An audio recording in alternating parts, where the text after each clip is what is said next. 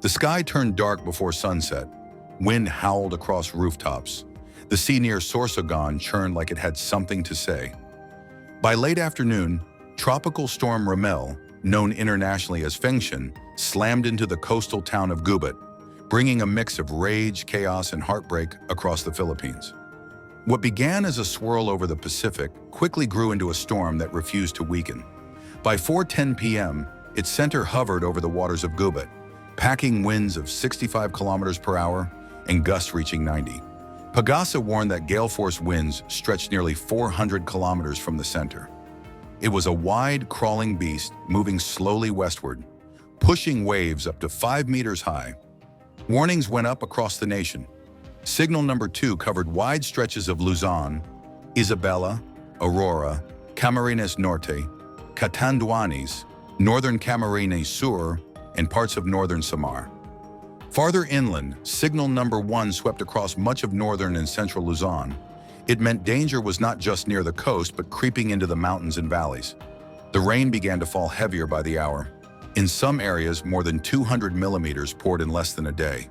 The earth started to give way. Pagasa warned of flash floods and landslides in the mountains, especially in the soaked regions of the Bicol area, Quezon, and the Cordilleras. By then, people knew this storm wasn't passing quietly.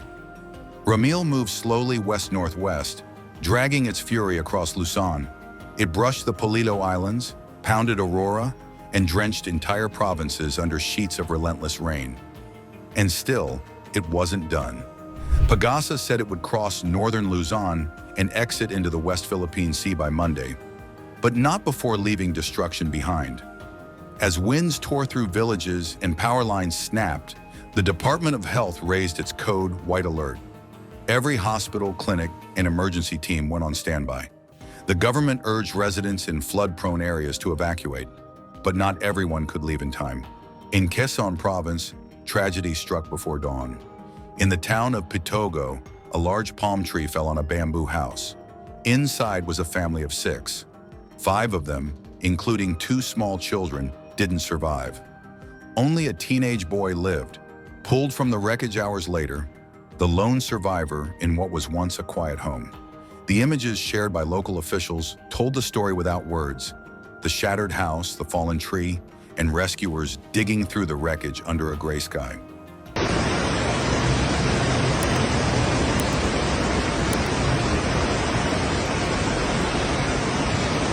By Sunday, the storm's reach widened. Ramil hovered over Luzon, forcing more than a dozen flight cancellations. Roads flooded, communication lines went down. The rain didn't stop. Pagasa's radar showed the storm moving toward the South China Sea, but its outer bands kept hammering Samar, Quezon, in the Bicol region.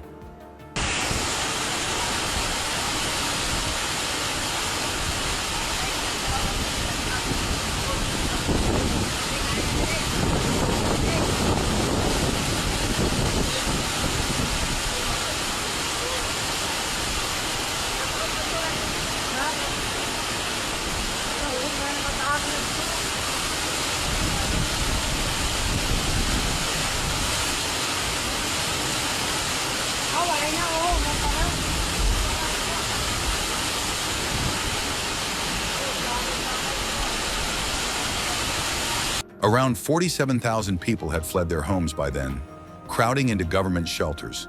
5 dams in Luzon were forced to open their gates to release water, flooding low-lying towns but preventing the structures from breaking. In Samar and Panay, rising floodwater forced mass evacuations. Entire neighborhoods in Calbayog City vanished underwater. Residents could only watch as murky waves swallowed streets and fields. In Estancia, a man was crushed when his wooden house collapsed during the night. His neighbors found him injured but alive, pinned beneath debris as rescuers worked in knee-deep water.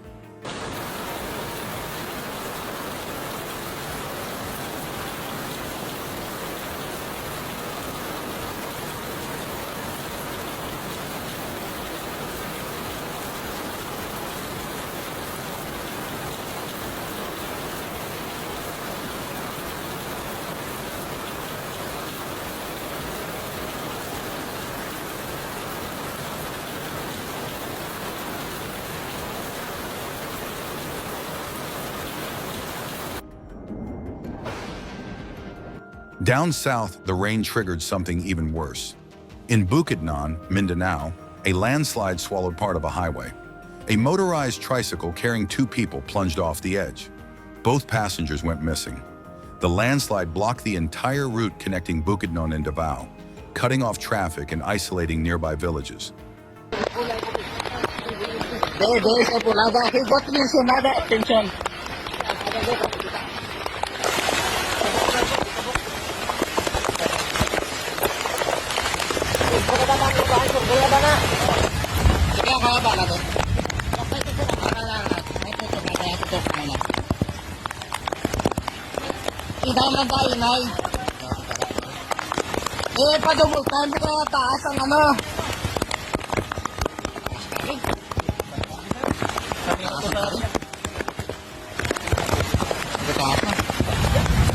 Unaada na yung mga ang mga vulnerable.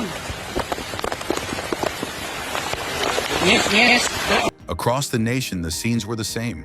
Soaked roads, fallen trees, broken roofs, and people clutching whatever they could save. Pagasa warned that storm surges of up to 2 meters could hit Aurora, Quezon, and parts of the Bicol coast. For fishermen and mariners, the sea became a trap. The Weather Bureau pleaded for them to stay ashore, but some had already ventured out before the warnings came.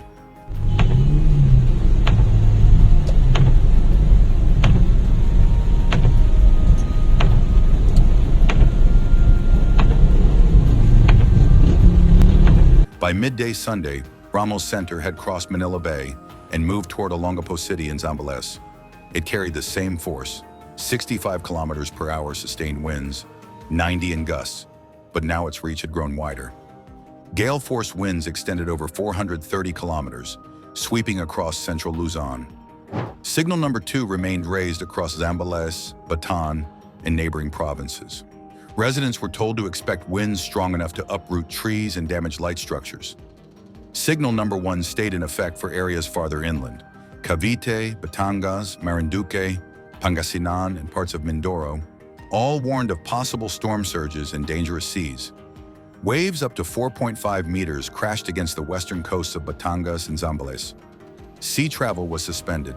Ferry terminals stood empty.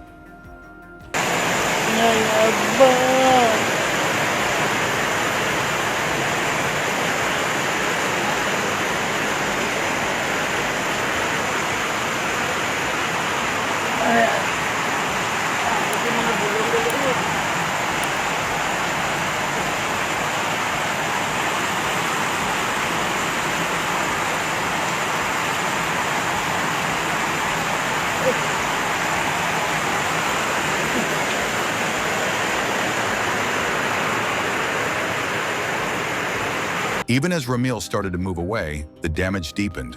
Floods reached parts of Metro Manila, where drainage systems overflowed after hours of rain. Commuters were stranded. Streets disappeared under brown water. Rescue teams used rubber boats to reach trapped families. The death toll stood at 5. 2 remained missing. Hundreds of thousands more faced sleepless nights in shelters, unsure if their homes would still stand when they returned. Grabe ka po sa ulan, oh! Oh my God! Pupunta sa ulan! Oh! Wow! Sa ulan! Nakawa, oh! As Ramil drifted toward the West Philippine Sea, Pagasa warned that it could re-intensify once it hit open waters. The thought alone left many uneasy, the idea that the same storm could grow stronger again after leaving so much behind. The timing made the tragedy cut deeper. The Philippines had just endured a series of earthquakes that killed dozens. Communities were already reeling, trying to rebuild when the storm arrived. For many, it felt like the ground had barely stopped shaking before the sky turned against them. President Ferdinand Marcos Jr. addressed the nation through social media, saying the country needed to strengthen its disaster preparedness because it remained vulnerable to calamities. His message echoed the fear and fatigue of millions who lived in constant threat of storms, floods, and quakes. That's all for today. Don't forget to like and subscribe for more clear and calm reports on extreme weather events. Hit the bell icon so you never miss an update. Please note that some footage in this video is for illustrative purposes and may not depict the exact events described. Thank you for watching and stay safe.